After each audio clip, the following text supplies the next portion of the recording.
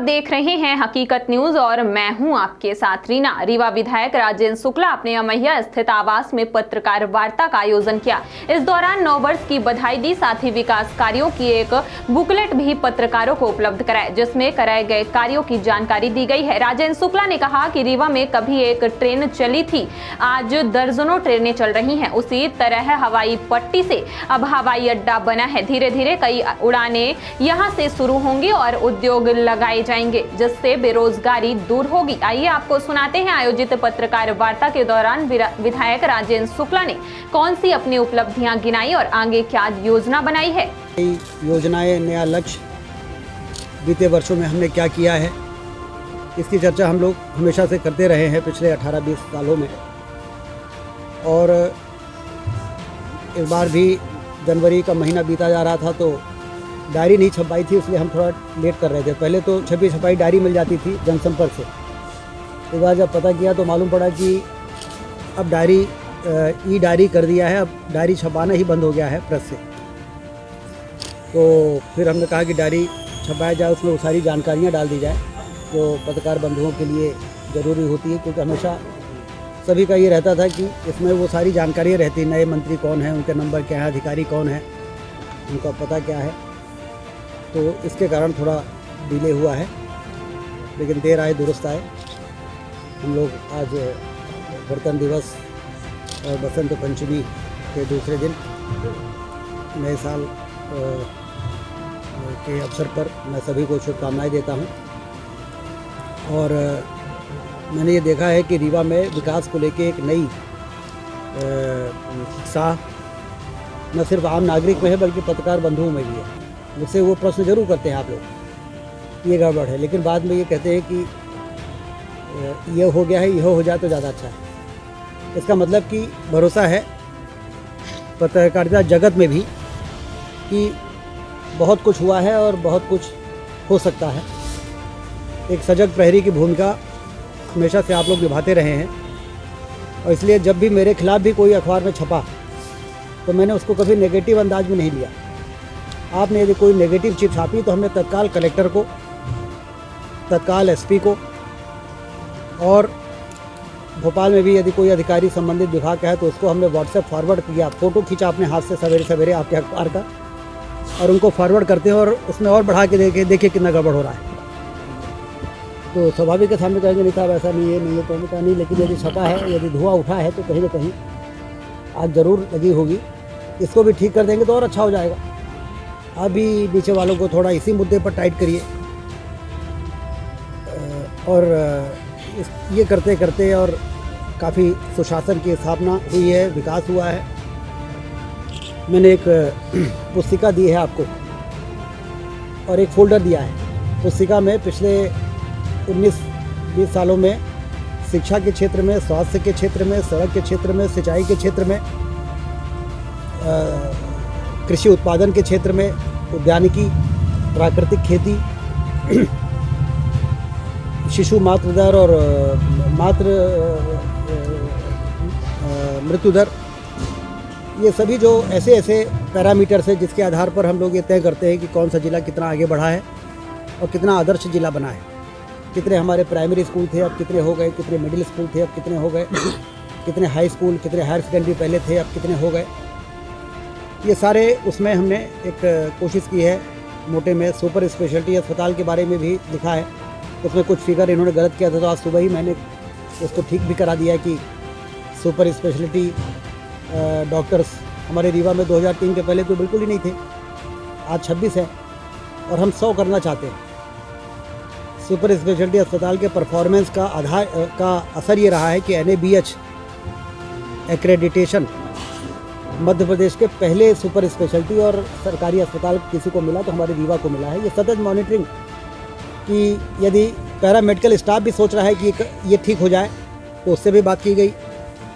Doctors सोच रहे हैं कि ये भी हो जाए तो और अच्छा हम करेंगे, तो उनसे भी बात की गई, और उन चीज़ों को समय रहते सुधारा गया, जिसके कारण NABH का एक्रेडिटेशन सिर्फ रीवा के सुपर स्पेशलिटी को मिला। मुख्यमंत्री से लेकर तमाम लोगों ने ट्वीट किया, उस दिन बधाई दी है। जिला अस्पताल तो पहले 2003 के पहले था ही नहीं, आप सब जानते हैं। न सिर्फ हमारे यहाँ जिला अस्पताल खुला, 50 से 100 हुआ, अब 200 हो गया, बल्कि पैरामीटर्स में जब मूल्यांकन हुआ तो पूरे मध्य प्रदेश के जिला अस्पतालों में नंबर 1 का स्थान हमारे रीवा जिला अस्पताल को मिला। 95% ग्रेडिंग के साथ वो नंबर 1 स्थान पे हमारा जिला अस्पताल पहुंचा। संजय गांधी मेडिकल कॉलेज में जब 2003 में मैं विधायक बना था तो हमेशा आप लोग भी इस बात को कहते थे कि यहाँ ना सीटी मशीन है, ना MRI मशीन है। कोबाल्ट यूनिट की एक मशीन पड़ी है लेकिन चलती नहीं है, 4 साल से वो जंग खा रही है। असिस्टेंट प्रोफेसर जितने पद हैं उससे आधे हैं। एसोसिएट प्रोफेसर और जो प्रमोशन के पद हैं वो भी इसीलिए भरे नहीं जा पा रहे हैं क्योंकि असिस्टेंट प्रोफेसर की भर्ती नहीं हो रही है। नर्सेस के जितने स्वीकृत पद हैं उसके आधे भरे हुए हैं। कैसे हम अच्छी सर्विसेज की उम्मीद कर सकते हैं? डॉक्टर कितना भी अच्छा है, यदि उसके पास हैंड्स नहीं होंगे, नर्स नहीं होंगे, पैरामेडिकल स्टाफ नहीं होगा, मशीनें नहीं होंगी तो वो इलाज कैसे करें? और उसका परिणाम ये देखते थे हम लोग 2003 के पहले कि किसी को सिर में चोट लग जाती थी, डॉक्टर है हमारे पास लेकिन इलाज इसलिए नहीं कर पाता था कि मशीनें नहीं होती थी, तो कोई इलाहाबाद लेके भागता था, कोई जबलपुर लेके भागता था, रास्ते में मृत्यु हो जाती थी। तो पहला CT MRI machine PPP mode में यदि कहीं शुरू हुआ तो हमारे रीवा में शुरू हुआ, और बाद में वही अडॉप्ट किया गया मॉडल पूरे मध्य प्रदेश में, और PPP मोड पे अब जिला अस्पताल में भी CT मशीन लग गई है। तो इसलिए इन सब क्षेत्रों में हम आगे बढ़े हैं। औद्योगिक क्षेत्र हमारा कितना था, कितना बढ़ गया, उसमें लिखा हुआ है। सूक्ष्म उद्योग कितने थे, कितने हो गए, लघु उद्योग कितने थे, कितने हो गए, मध्यम उद्योग कितने थे, कितने हो गए, वृहद उद्योग कितने थे और कितने हो गए। ये सारी चीज़ें ये दिखाती हैं कि हम लोग आगे बढ़े हैं, लेकिन अभी मुकाम पे नहीं पहुँचे हैं। मुकाम पे पहुँचना है अभी। मुकाम तो ये है कि एक दिन इन्वेस्टर समिट जो इंदौर में होता है वो रीवा में होने लगे। जब मैं इंडस्ट्री मिनिस्टर था तो मैंने कहा कि लोगों को टटोलता था मैं, तो वहाँ पे अब चूँकि उद्योग मंत्री था तो देश भर के, दुनिया भर के जो लोग आते थे तो उनके साथ जब टी ब्रेक होता था तो मैं रीवा की बात करता था कि रीवा बहुत बढ़िया लोकेशन है, उत्तर भारत का और नॉर्थ ईस्ट का गेटवे है, ज़मीन की कमी नहीं है, बाढ़ सागर बन गया है तो पानी की कमी नहीं है।